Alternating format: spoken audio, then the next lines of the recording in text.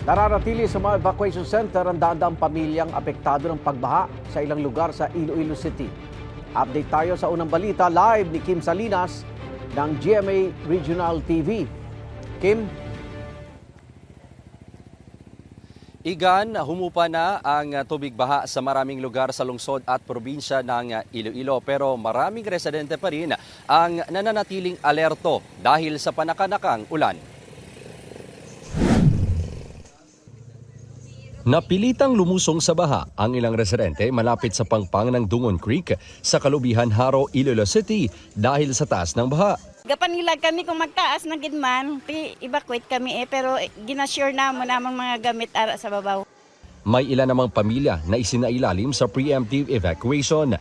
Ang amo niya nga balay, nakalautod amon nga haligi. Kaga mga bris na blaser na nakalaanod, sang bangod sang impact sang balod. 28 pamilya o mahigit 100 individual ang apektado sa baha sa Molo. Pansamantala silang nananatili sa Baluarte Elementary School. Halos tanan sila aragid sa coastal area. Ang balay nila, bisan nagsaylo kita sa gym, no? Supposedly ang gym, labot gapon, sang balod. Sa datos ng Iloilo City Disaster Risk Reduction and Management Office, 28 barangay ang apektado ng baha. 516 na mga pamilya o 1,352 na individual ang nananatili sa 13 evacuation centers. 18 kabahayan naman ang nasira dahil sa malakas na hangin. Sa katotal, kung 17 ka partial. Continuous ang ato nga pag-manage evacuation centers and pag-provide sa kinaranasan nila. Pero wisyo naman para sa mga motorista ang mataas na baha sa Tacmac-Haro.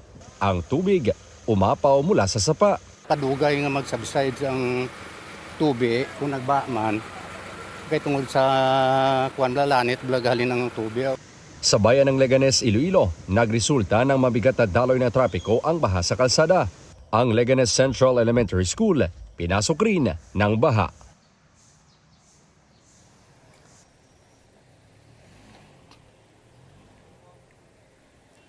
Igan, marami sa mga residente evacuate ay nakabalik na sa kanilang mga bahay. Inanunsyo rin ng Iloilo City LGU at ilang LGU sa probinsya ng Iloilo ang pagbabalik ng face-to-face classes. Maliban na lang Igan sa bayan ng Oton kung saan suspendido pa rin ang klase sa lahat ng antas.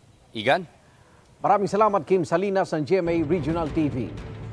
Igan, mauna ka sa mga balita, mag-subscribe na sa GMA Integrated News sa YouTube para sa iba't ibang ulat sa ating bansa.